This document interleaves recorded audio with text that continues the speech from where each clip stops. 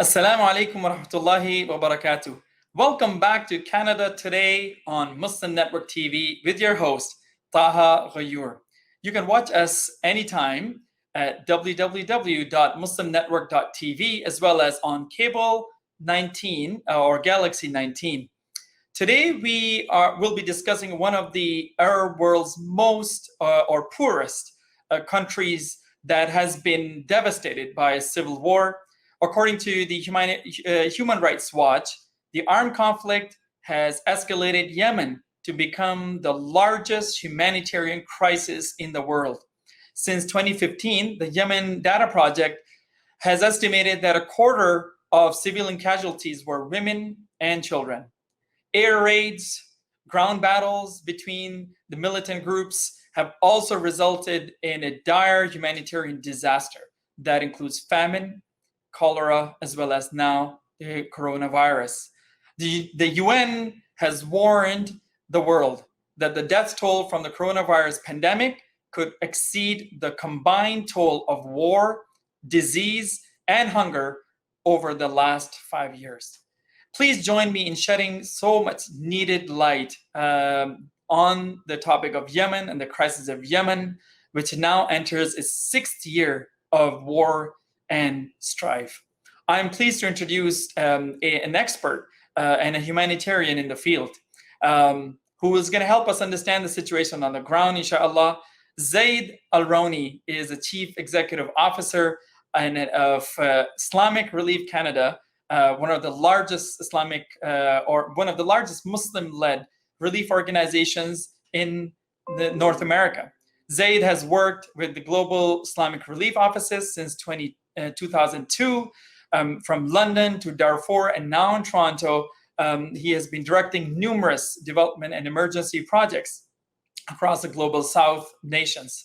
He holds an undergrad degree in communications, a postgraduate master's of sciences in development management, and a master's of business administration. It's a pleasure to have you here, Zaid, to talk about, unfortunately, a very difficult topic today. It's a pleasure to be here. Thank you for inviting me, Taha. Jazakumullah khair. I'm also happy to be joined by a community volunteer and a leader, Ruwaida Al-Absi, who arrived in Canada as a refugee 4 years ago. She is an IT professional and worked with the UN Embassy in Yemen for 17 years. She is a board member of the Yemen Canadian community and frequent ambassador of the beautiful Yemeni tradition, mashallah. She has appeared across the festivals, across the TV channels, as well as festivals and programs and events in Canada, talking about and really highlighting the beautiful culture and traditions of Yemen. She has represented Yemen in the Canada 150 celebrations. She has been an organizer of the Yemen Pavilion at Muslim Fest in 2018, and also organized the Oakville's Multiculturalism Day last year, the Yemeni Pavilion or portion of it. And through her background and community work, mashallah, Ruwaida has been highlighting the humanitarian disaster and humanitarian need of course the civil war that is transpiring over the past few years. So thank you, Ruwaida, for being with us and for doing this great work that really sadly is a much need in our community today. Appreciate it. Thank you so much. I'm happy to be with you guys. Great, thank you. So Zaid and Ruwaida, we're gonna be talking about this humanitarian disaster that has been, of course, it's a very complex situation that we know of, and there's so many aspects to it that we're going to be talking about with you. We want to start off with Zaid first. Given your real-time perspective on the ground, what is happening on the ground, we want to talk to you first. It really hurts my heart knowing 3.3 million Yemeni children are facing starvation, including their mothers who are unable to nurse their children because of malnutrition, unfortunately. And I know Islamic Relief has been supporting the quarantine patients in Yemen in the hospitals there.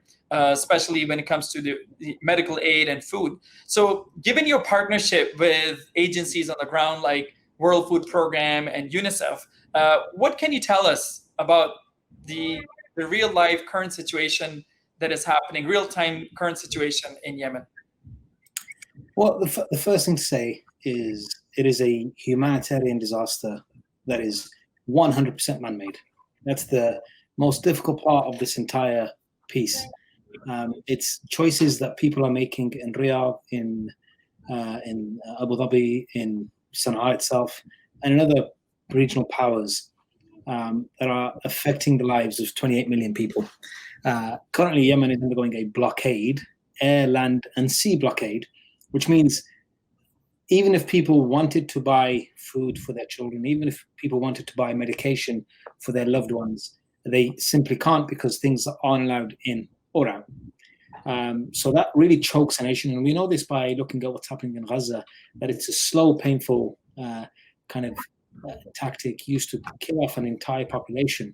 And so that's the first thing to say. It's totally man-made. This isn't a natural disaster. This isn't a sudden emergency. This is a choice that people have made to try and get Yemen to follow a particular political script that is being given. So that's really the devastating part of this. The consequences of these political choices, from a humanitarian perspective, are devastating. We've never seen this type of suffering globally for, I don't know, I can't remember the last time on this scale. We've all heard of what's happening in Gaza. It's really quite heartbreaking. But an entire country of 28 million people to be subjugated to this type of kind of almost banal, sadistic cruelty is unimaginable. And the consequences are mothers are making choices of which children should be fed. Fathers are kind of making really, really difficult choices about, who should be looked after. The parents who need hospitalization and care, or the children who need to be fed. And then compound that with the coronavirus pandemic. And, when anybody who's from Yemen will tell you this, every other day you're waking up in the morning and you're like, oh man, you're scared to open WhatsApp and other social media channels because you don't know who they're going to tell you has passed away. Oh, so-and-so's auntie, so-and-so's nephew, so-and-so's cousin. And the stories are, it's almost daily. And then when you follow a funeral, people in our family have died, people I'm sure in Raida's family have died. People are telling you, oh, at the graveyard, there was different kind of people coming in with different bodies, oh, we saw so-and-so. And they're small funerals now. They're no longer the large, epic kind of funerals that they had in the past. It was, these are, and this is, again, compounded with young, normally child soldiers who are being abused by both sides of the Yemeni conflict, who are being kind of indoctrinated and brainwashed into going to the front lines and fighting, which is devastating. You see their funerals, and you see the funerals of people who are suffering from starvation, who literally died because they had nothing to eat, and you see the funerals of people who are suffering from COVID all at the same time. And this compound effect is creating the total crisis for the people of Yemen. And we have to ask Ojel to guide those who are making these crucial decisions about what can and can't be let in, who can and can't be let in, to kind of find the humanity in themselves to change course and make better decisions. And the worst thing is these aren't faraway people. These are Muslim, Sunni, Arabs who are making these choices. These aren't, this isn't a colonial war. This isn't a, faraway space. It's just devastating what's happening there, unfortunately. Certainly, very bleak. And subhanAllah, as you said, all of this war and blockade compounded now with the COVID-19 situation. So how is Islamic Relief working in this situation? And in particular, when it comes to providing PPE, equipment, for instance, and supplies of sorts, medical supplies of sorts that are so critically needed for coronavirus patients. I mean, is there a role that Islamic Relief playing in sort of easing that aspect of this humanitarian disaster? Yeah, the role we're playing and the role our supporters are playing here in Canada is vital, because there's really limited kind of support going into Yemen. And the sad thing is, all the supplies we've got into Yemen take months of negotiation. And the kind of stuff, you're negotiating with the Saudis on this side, with the UAE on that side, with the, different people kind of organizing this blockade. And it's supposed to be a blockade that stops weapons from getting in, even though there's 28 million Yemenis, but there's 60, at least the last count in 2011, 67 million arms, pieces of armed equipment in Yemen already. So it's a kind of like, but you're kind of negotiating for months. So nothing is moving in fast. So our main concentration right now, we do supply hospitals with PPE. We do supply hospitals with, emergency kits that they can use. But the real kind of concentration that the Islamic Relief team is playing on the ground is feeding people. And regardless of the amount of PPE, if you don't have the right food and the right nutrition, you won't survive anyway. So it's really trying hard to push, and we're working in all the parts. We're working with the Houthis in the north, with the Sharia, what's called the legitimate government, in different parts in Amran and Taiz and other parts, and then with the secessionists in the south, and all over Yemen. The Islamic Relief teams are, it's about 300 kind of staff members and hundreds more volunteers working all out to try and get aid to the most vulnerable families and the most vulnerable communities. Sometimes it's water aid, sometimes it's food aid, depending on the needs assessment that happens beforehand. And so this is really what we're trying to do. And with your support and the support of our community here in Canada, we're reaching more and more people. Islamic Relief, in the last year has reached around of the most needy families, about 20% of the most needy families with some sort of aid. And that, to be honest, that is shocking to me, in the sense, how bad is this disaster that an agency like Islamic Relief, we're not the UN, we're not WFP, we're not, it's a, an agency, a grassroots agency supported by communities here in Canada and all across the world, is having such a large impact. That means, ultimately, internally the systems of support have completely broken down. That's what I read into that. I don't read, wow, Islamic Relief. I read, wow, how bad is the situation? That it's up to Islamic Relief to reach, 1 in 5 of the most hungry communities or most hungry people inside Yemen. It's just like, what are we doing here? What are we doing? SubhanAllah. I mean, that's phenomenal. And it's really admirable to know the kind of work that Islamic Relief is doing actually on the ground. One of the few actually that has this kind of impact that you guys are having. So keep up the incredible work. And it's really, really inspiring to see, mashallah, the impact you guys are having. And may Allah strengthen the incredible work that you guys are doing. And we need more of it from people like you, mashallah. So Sister Ruwaida, you came here as a refugee yourself 4 years ago. Tell us about how you came here, and tell us about your family back home. I mean, are you still in touch with them? What are they going through? How are they dealing with this disaster? Oh, it's tough to talk about that. I came here 4 years ago as a refugee. It took me time, to reach to Canada, because I was in Yemen in the beginning of the war, when the Saudi-led coalition started with their operation called Decisive Storm, Hazfat al-Hazm. And that started in March 2015. It was very hard.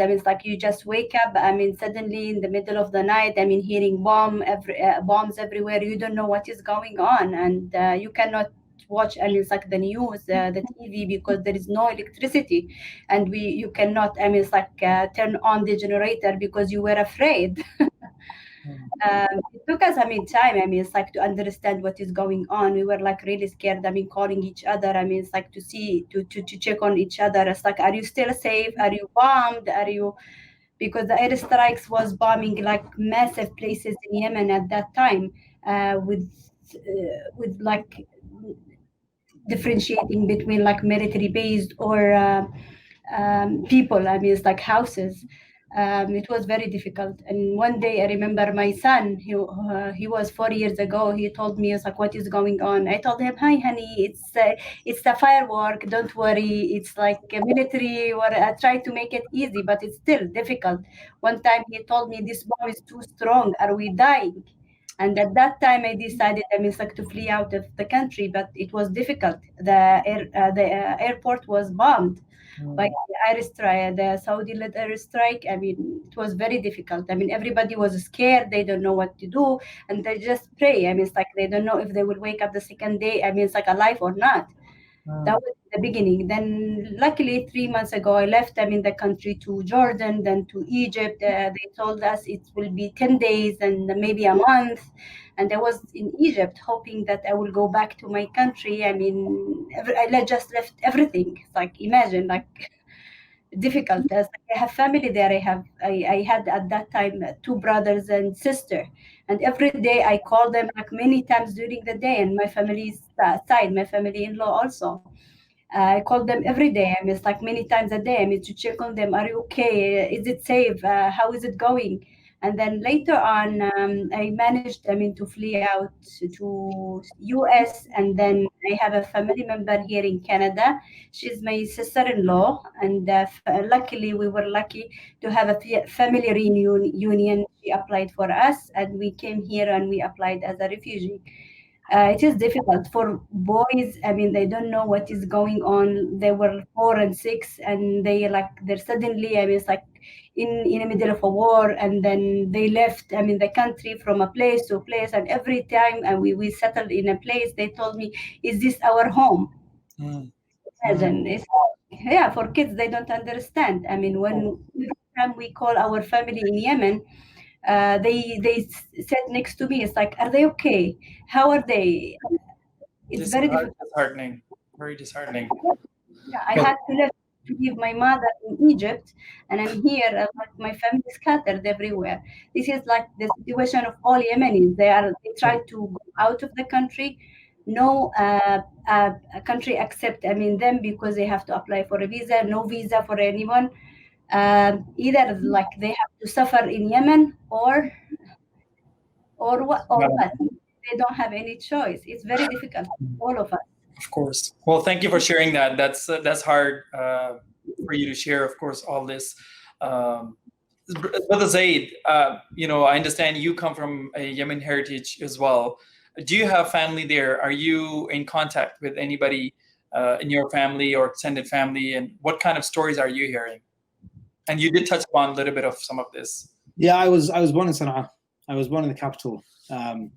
But I obviously grew up in England, and all our families there. Our nuclear family is in England. I think everyone else, uncles, aunties, and it's the stories are horrific. Like, the stories are.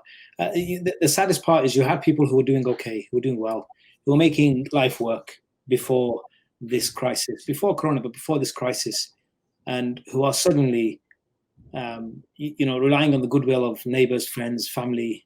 Both locally and globally, and that is the hardest thing, because they've done everything they can from on their side to try and make life work, and we're all trying to make life work until we meet God. Everyone's trying to make sure there's food on the table at home. Everyone's been trying to make sure his family's doing okay, and suddenly you're flung from that.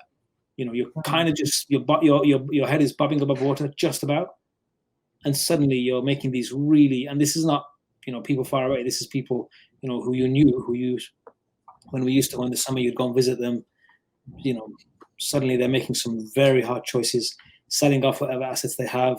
Then, firstly, the assets that are luxuries, jewelry, whatever.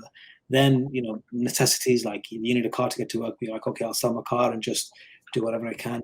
Then somebody's got a plot land somewhere, that's sold, that's gone. And suddenly you're selling the door frames and windows of your house and, crazy things like that just to make ends meet. And it is just like, wow. Like, those stories are the ones that really punch you in the gut, because you're like, this is affecting people. It's a bit like when you speak to Syrian refugees here in Canada. Yes. Almost always they talk about, we were doing okay. Before this madness started, we were doing okay. We were okay. We weren't, we used to give zakah. We weren't people who needed zakah. We used to give zakah. And suddenly, subhanAllah, life turns upside down.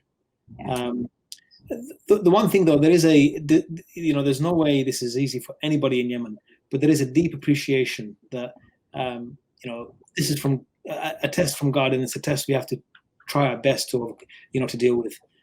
We're being tested this way by this is not we're people who still have faith, and that level of faith kind of almost embarrasses me. Wow, where's when you're trying to measure where your own space is, it's just like, good Lord, we're in a different world. So true. The kind of thing that has me reeling sideways. So much we can learn about resilience, I guess, from people like them, mashallah, and really makes us think about the things that we take for granted, of course: peace, security, democracy. SubhanAllah.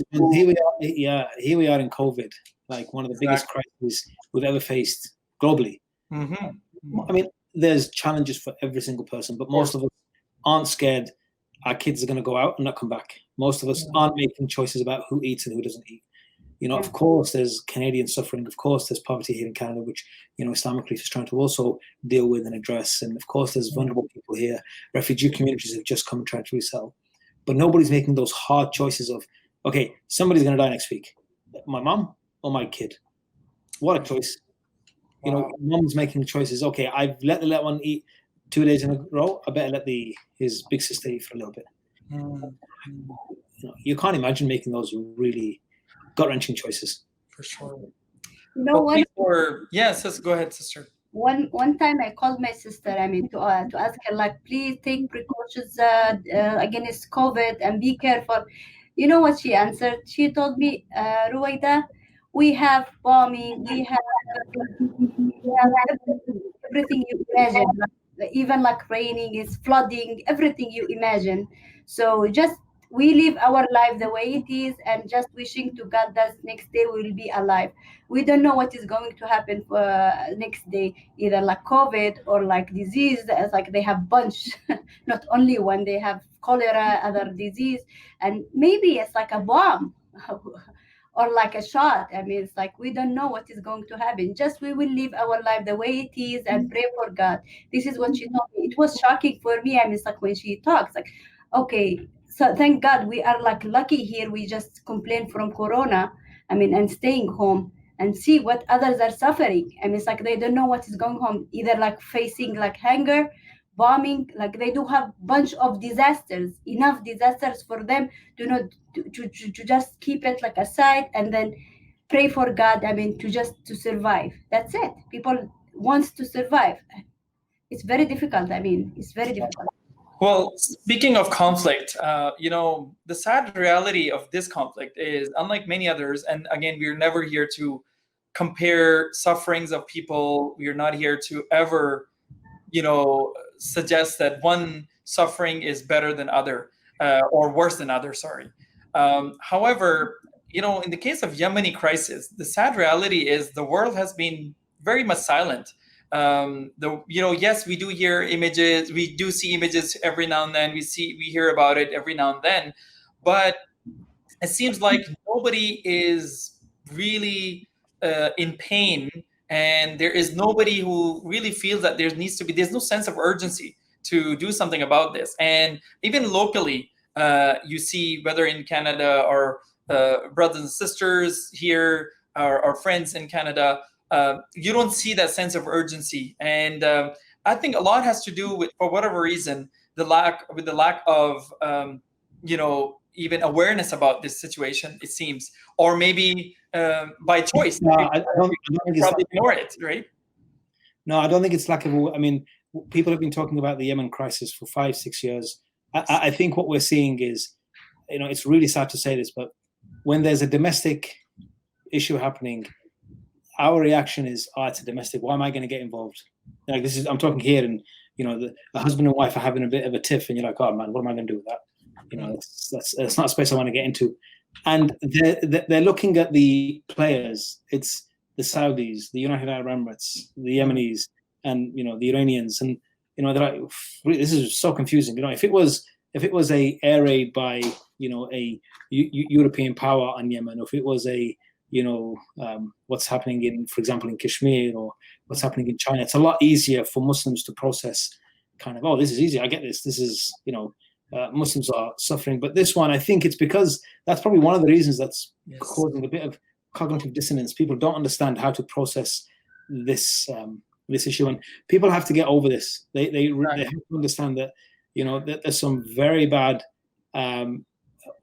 decision makers if you're being kind, or genuinely malicious actors if you're, not being less kind, in our community, who are openly hostile to their neighbors, to their brothers, who openly kind of flaunt the basics of, you are not a true believer if you go to sleep full and your neighbor is, goes to sleep hungry.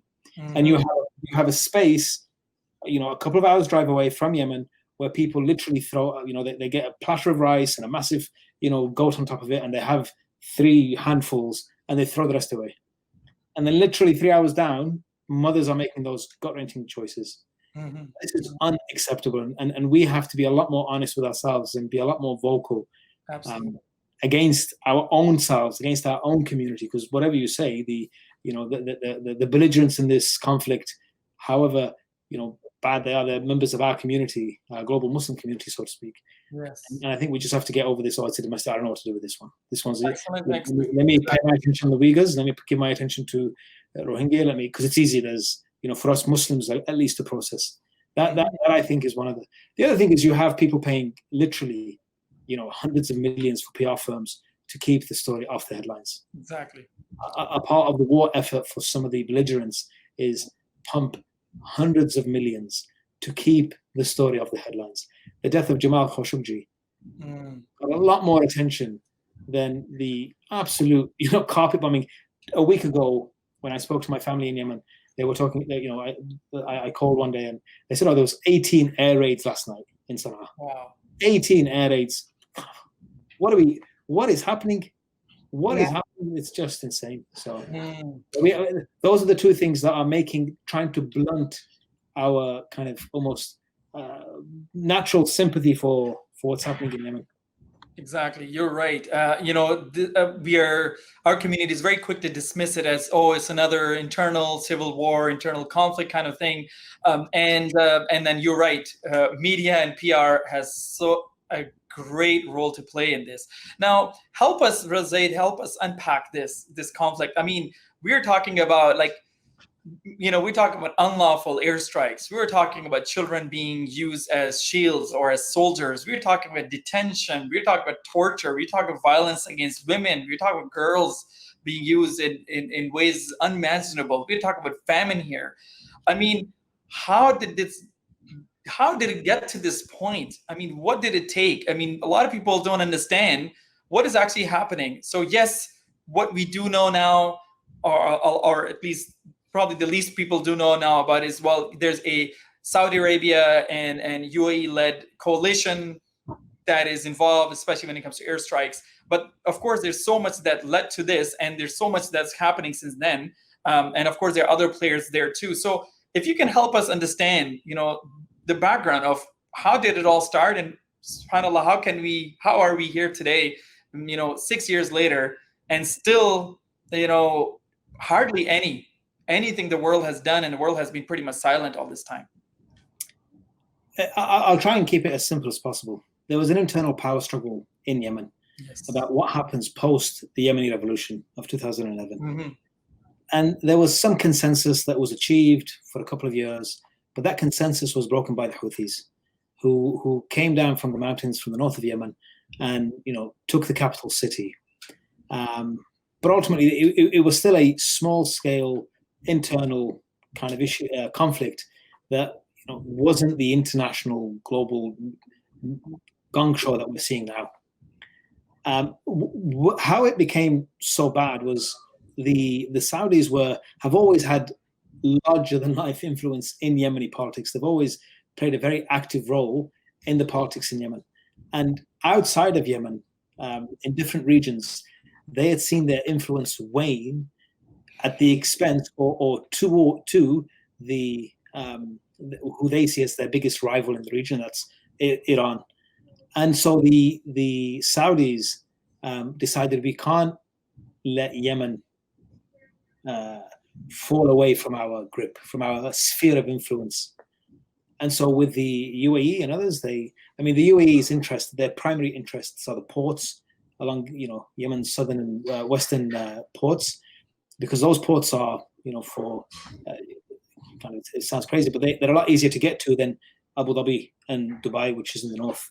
So their interest was commercial. They're mercurial. They have a mercurial interest in this, kind of keeping those ports closed and inaccessible for, as an alternative to their ports. So you have this group, which is fearing a loss of influence. This group, which has, mercurial interests. They're interested in their ports remaining the most influential globally. And then you have a palace intrigue in Saudi, people jostling for position. The old guard are about all to die off, and so who's next? And Mohammed bin Salman, as defense minister, declares we'll be gone. We'll get this thing going in 3 days. Put that all in a pot, cook it for a few hours, and you have the mess that we have right now. Palace intrigue, fear of loss of influence, coupled with commercial interests, coupled with internal dysfunctions, the inability of the Yemeni, civil society to kind of make or make good on the gains that happened post 2011, made it what it is today. And the biggest story in this entire kind of why it's continued. Why can't they just stop? It's because nominally the Saudis are loaning the funds for this war to the legitimate Yemeni government, which currently sits in Yemen. So it's war economics. So who's paying for this war? The Saudis and the UAE are paying for it up front, but the idea is the people who will be liable for this war are the Yemenis and is the Yemeni government. So if the Saudis lose this specific conflict, it means they have a bill and they have nobody to give it to, because the Houthis are saying, we're not paying that. And in fact, in their last peace negotiations in Kuwait, they actually agreed all the terms. Yeah, we'll do this, you'll have that, but the only thing they couldn't agree was, well, who's paying for this war? And they said, well, you're paying for it, your government signed off on all the papers. Look, here's all the documents to say, you guys, Abdul Mansur Hadi, the official, internationally recognized president of Yemen, he's paying for this war.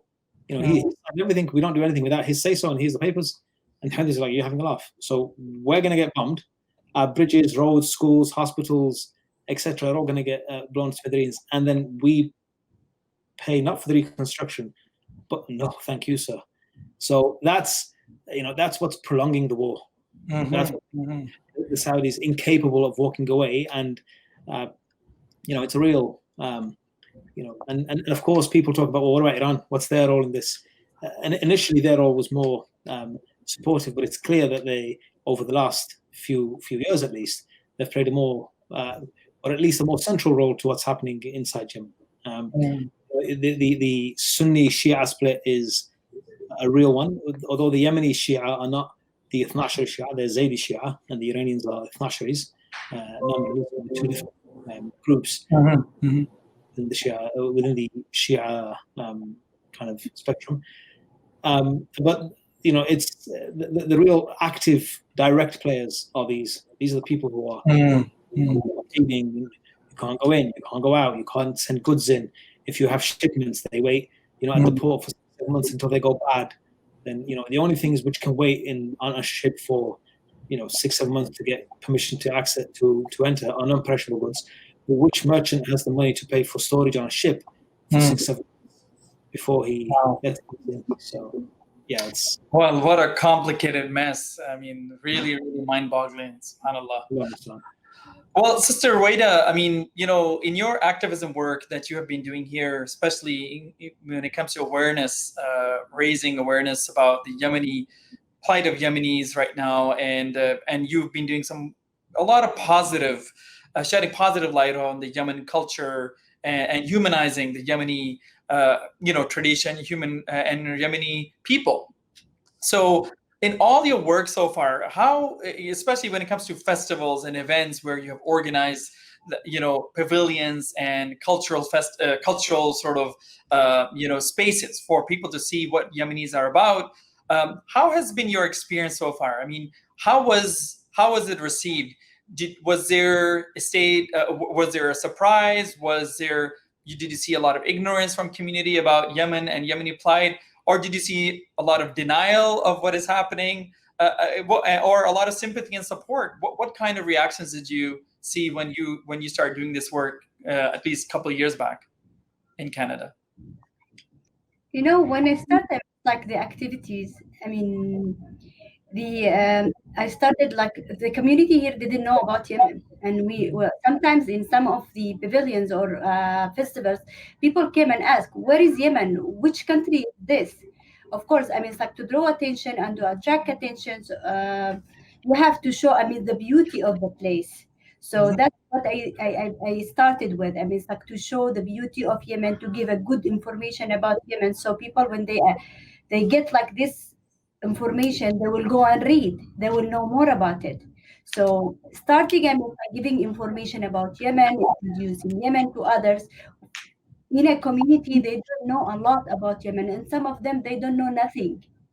So comparing like 4 years ago, people start to be aware more of what is going in Yemen. In the beginning, it's like people came to me, it's like, which country is this? First time I hear of it. So we start as a community. It's like with the Yemeni community, ladies, I mean, from their sides, I mean, it's like felt happy, I mean, to introduce it even like in the cultural events. I mean, it's like the Cultural Heritage Month, I mean, in the schools, in the universities, in many, I mean, it's like occasions. It's like I have done many participation in the GTA. I went to Burlington, Oakville, Ottawa, Toronto, Mississauga, and I don't remember other cities as well. Every time I go there and they have a table, I mean, like for Yemen, I get like flyers, I mean, to them. I show, I mean, it's like I give information about Yemen. People start, I mean, it's like to ask more questions. When they start to ask, I show them what is happening there. So I point on the humanitarian crisis in Yemen. So people go and read. I mean, by that time, it's like we get like a lot of attention from other communities. People start, I mean, it's like to pay attention, to start to help. Even some of them start to contact me, I mean, from other communities. I was like, okay, we want to donate, especially in Ramadan. So we want to send our money, our zakah, I mean, to Yemen. How can we do that? And I found a lot of people from Pakistani community, from Iraqi community, other Arab communities. They want to help Yemen, and they come. It's like, we need to send like this money. I mean, this. How can we donate? How can we help? People want. Unfortunately, we tried. I mean, it's like one time. I mean, to do like other communities by having like a shipment for food or for clothes. I mean, so to Yemen. I start to search. I mean, this information, but unfortunately, sending it to Yemen, it costs a lot, and especially like the border is closed by the coalition, and as Brother Zaid said, it is like locked, and we have to contact so many. I mean, it's like authorities. I mean, it's like to get approval. And I know one of the time, one of my family, I mean, it's like tried to send a shipment from UAE to Yemen, and it was locked down in Hudaydah until the rain. I mean, it's like damaged everything there. So it's easy for us, I mean, to collect money and to send it to people there, because they will be able to buy from there than sending like shipments. Very difficult. As brothers Zaid, I mean, it's cover most of the situation and the difficulties that the humanitarian aids, I mean, is trying to do, but they cannot reach, I mean, it's like to the real people, to the needy people. So trying to do people, I mean, families here try to send, I mean, it's like the money to their families, to the people they know, to other like organizations in Yemen. So they are trying to help in many areas, I mean, as much as they can, but still, like it's still difficult. Of course, we will talk about towards the end, as we conclude in a few minutes, how how Canadians can further help. Of course, to bring relief, I guess, to the Yemeni situation, inshallah. I wanted to ask you also, I mean, how big is the Yemeni community in Canada, in Toronto, in Canada? Both of you, I mean, probably would know. So, I mean, how big is it? And are there any centers, or are there any associations that are run by Yemeni Muslim community or Yemeni community?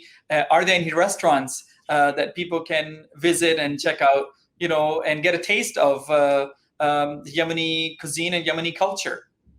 Yeah, we do have here, I mean, some Yemeni restaurants in Toronto, and we do have in Mississauga and now in London. And what are they called? Do you know the names? في Munasaba restaurant is a very famous. Yes, it's in my backyard. I love that place. And there is Al Jamal restaurant as well, and Mandi Guys in London. They just opened there. Oh, okay. And I don't remember. I mean, it's like the name of the restaurant in Toronto. And we have the Yemeni Canadian community here of Toronto. We have a community, an official community here. Mm-hmm. The community here is not very big, but it is growing, especially it's like lately with the like people coming here as a refugee from the other from out of Yemen. Somewhere like in Indonesia, Malaysia, and the Gulf area, they get like some difficulties.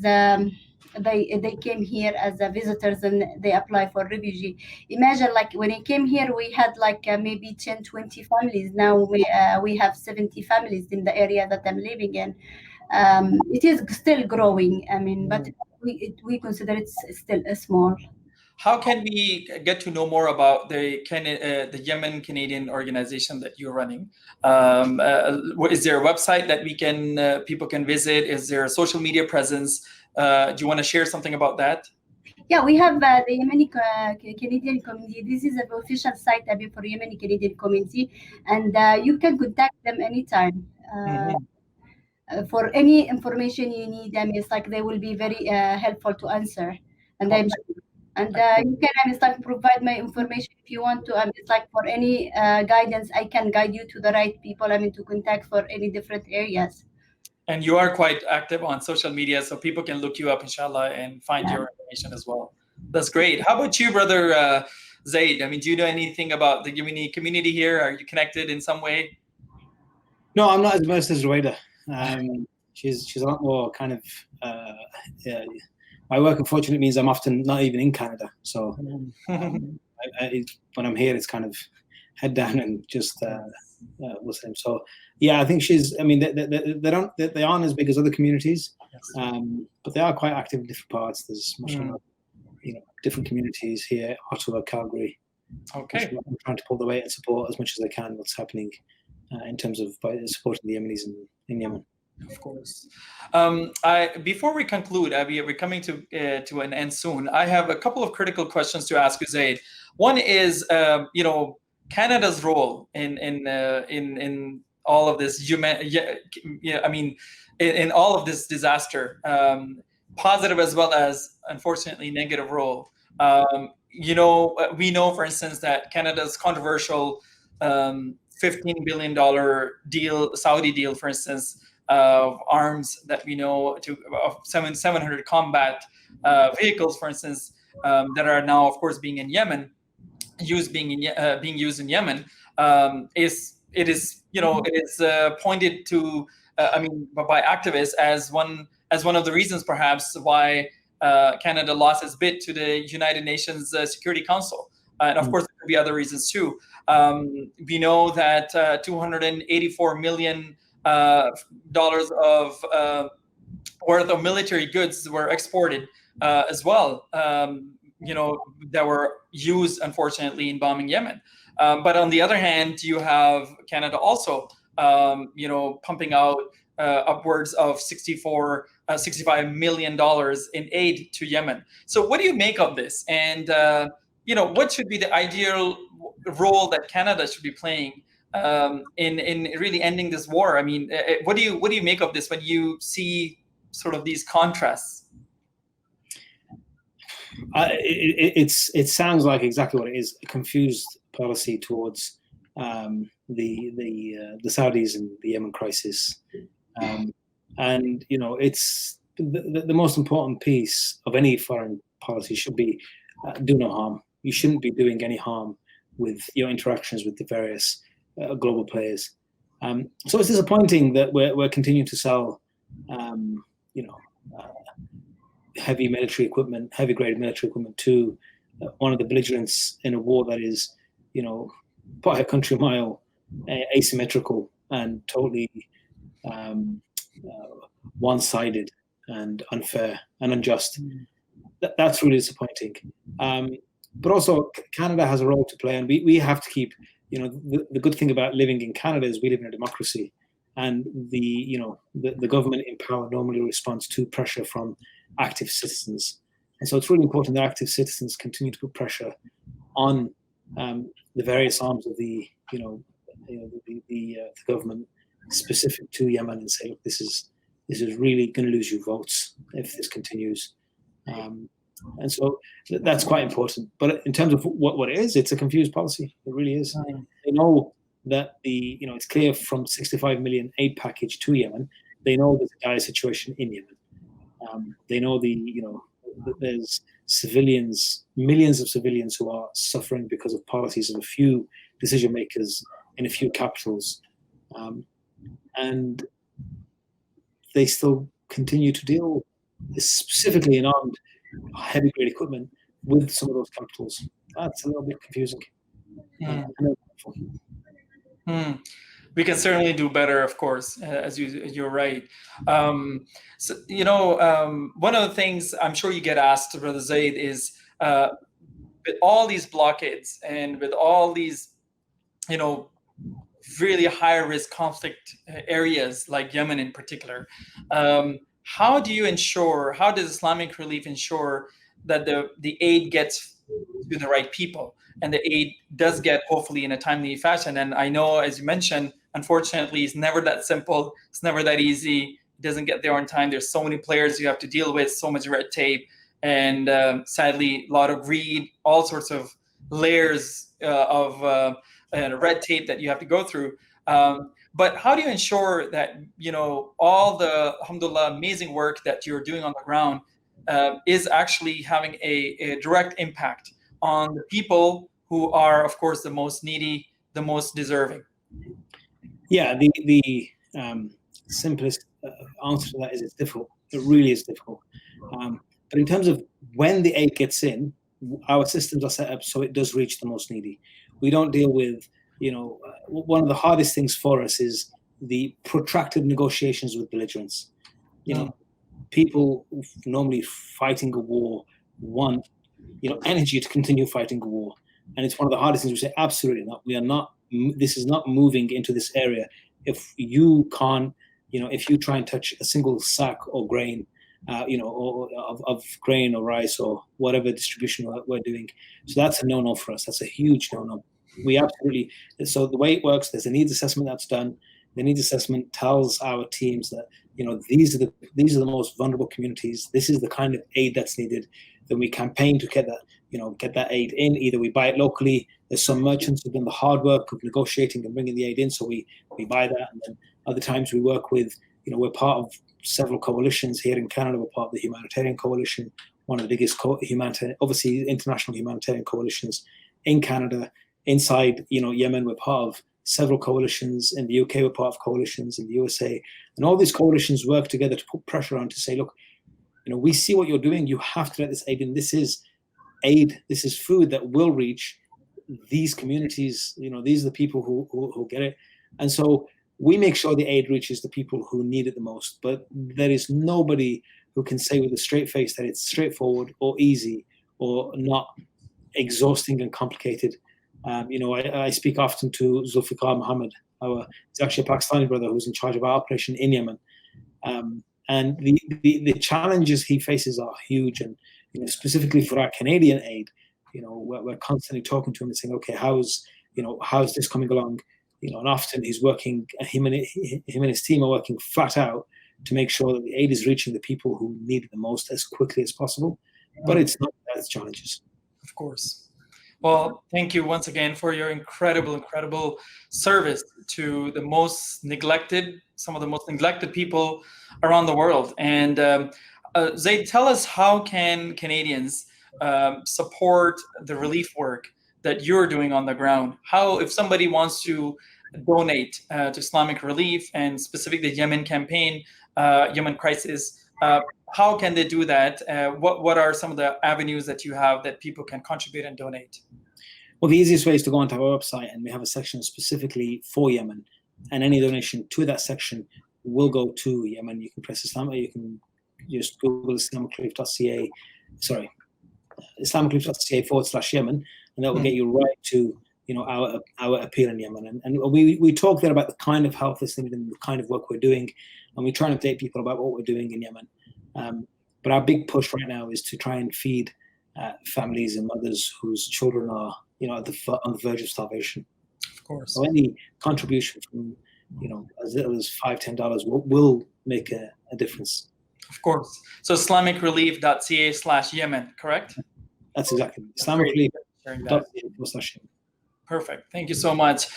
As we end, and I wish we could talk more. There's just, subhanAllah, there's just so much to talk about. And whether it's from political angle or humanitarian angle, there's just so many things to unpack here.